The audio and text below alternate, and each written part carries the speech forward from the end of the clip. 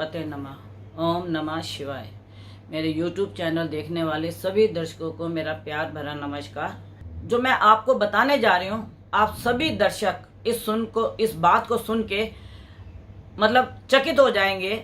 जो कि मैंने आपको नवरात्रों की वीडियो अलग से बना के देनी थी, वही वीडियो मैं आज आपको नवरात्रों में भी उसका मैं आपको बताऊंगी।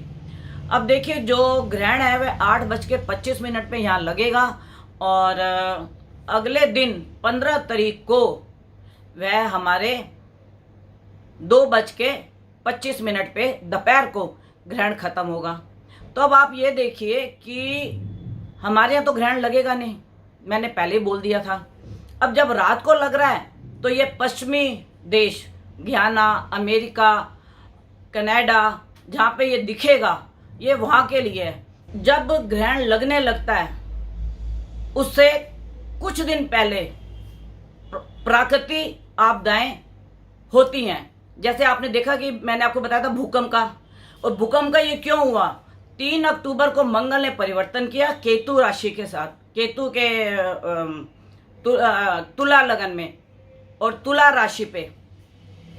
और उसी प्रकार जब मंगल ने परिवर्तन किया तो राहु ने उसको और अंगारक योग में बदल दिया, जिससे अग्नि की मैंने आपको घटनाएं बताई थी, भूकंप की घटनाएं हो गई। और आप देखियो 3 अक्टूबर के बाद भी ये इजराइल में जो आज पेपर में आया है कि वहाँ पे बम डाल के ऐसी स्थिति बनी है और घरों में आग लग गई और धुआंधार मतलब सब हो गया, और कितने लोगों की मृत्यु हुई और कितनों के घर में तबाही आई कि जो उनके जान माल को नुकसान हुआ। तो ऐसी आपको घटनाएं अभी और भी दिखेंगी, ऐसी घटनाएं आपको और भी दिखेंगी। जैसे सूर्य का तुला राशि में आना नीच का होके, तो उसके हिसाब से मंगल पहले अग्नि तत्व वहां पे, केतु फिर अग्नि तत्व और सूर्य भी नीच के वहां पे आ जाएंगे। तो अब आप देखिए कि यह जो स्थिति बन रही है, यह स्थिति काफी नुकसानदायक मैं बोलूंगी, जिससे कि पब्लिक का भी नुकसान होगा, सरकार का भी नुकसान होगा। तो काफी ऐसी हमारे को घटनाएं देखने को मिलेंगी। और मंगल की जो दृष्टि है, केतु की दृष्टि, वो शनि के ऊपर पड़ रही है, वायु वाले ग्रह के ऊपर। तो वायु में जैसे मैं बोलूं कि हवाई जहाज की कोई दुर्घटना हमारे को देखने को मिल जाए, क्योंकि केतु सडनली एकदम से चीज को तहस नहस करता है, खत्म कर देता है। राहु चीज को बढ़ाता है और केतु डिस्ट्रॉय कर देता है। तो केतु के साथ सूर्य का बैठना और मंगल का अंगारक तत्व का बैठना, तो उसकी अग्नि तत्व की जो प्रकृति है वो और भी बढ़ जाएगी। और भूकंप के भी आपको बहुत से झटके आपको देखने को मिलेंगे। और भूकंप के साथ प्राकृतिक आपदाएं भी, जैसे जब ग्रहण लगता है, सूर्य ग्रहण जब लगता है, तो कुछ प्राकृतिक आपदाएं हमारे हाथ में नहीं होती, किसी के भी हाथ में नहीं होती, और उसके साथ हमारी जो ये आपदाएं हैं बढ़ जाती हैं। जैसे भूकंप का आना, और अभी आपने देखो भूकंप का नेपाल में भी देखा, दिल्ली में भी देखा, और कल भी हल्के हल्के झटके आए हैं भूकंप के। तो ऐसे झटके अभी आपको देखने को मिलेंगे। ये नवरात्रे हो रहे हैं शुरू, और उसका जो लगन आता है वो वृश्चिक लगन बनता है। उसका वृश्चिक लगन बनने से आप ये देखिए कि मंगल की जो युति होगी वो 12वें घर में होगी, केतु की भी और सूर्य की भी। और इसके साथ मैं आपको ये बताना चाहती हूँ कि देश विदेश में युद्ध का माहौल बनेगा। और सूर्य का नीच होना, तुला राशि में आना, किसी भी राज्य के, किसी भी देश के बड़े नेता की मृत्यु की संभावना नजर आती है। और राजनीतिक दल काफी आपस में लड़ने की संभावना, और राजनीतिक दल जहां पे अभी इलेक्शन होने वाले हैं वहां पे कुछ उपद्रव अधिक होने की संभावना, नेताओं में आपस में झगड़ा होने की संभावना।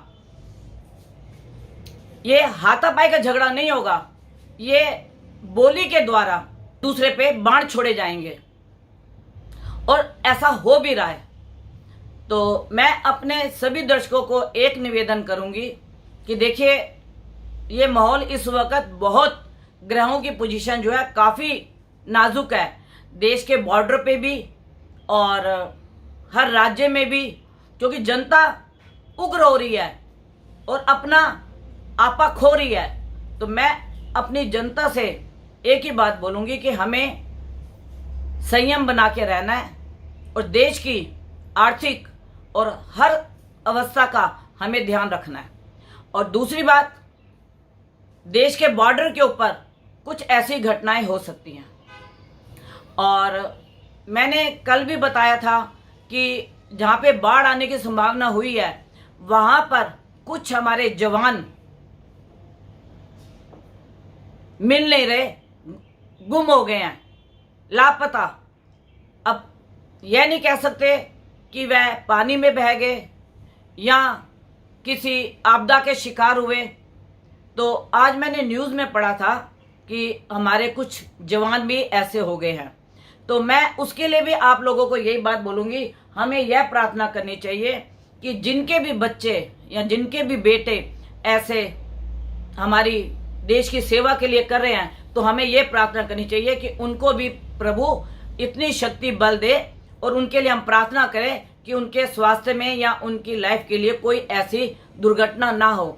लेकिन अब ग्रहों का जो है उसके अंदर तो आप और हम कुछ नहीं कर सकते। तो जो भी मेरे को आगे आने वाला पता लगेगा उसके बारे में बताऊंगी। बाकी आप मेरी वीडियो में यही मैं आपको विराम देके और अपनी अगली वीडियो के लिए बोलूँगी कि आप नवरात्रों से पहले, नवरात्रों के बीच में ही मैं आपको राहु केतु का परिवर्तन बताऊंगी। और मैंने आपको ये भी बताया था 23 अक्टूबर से 3 महीने के लिए कुछ बीमारी की आपदाएं जो कि हवा में फैलेंगी, हवा में बीमारी होगी, तो इसका भी थोड़ा आप ध्यान रखें और थोड़ा मास्क का प्रयोग करें। अभी आपको मास्क की आदत छूट गई है, थोड़ा मास्क का भी प्रयोग करें, तो यह आपदाओं से आप भी बचोगे और अपने साथ वालों को भी बचाओगे आप।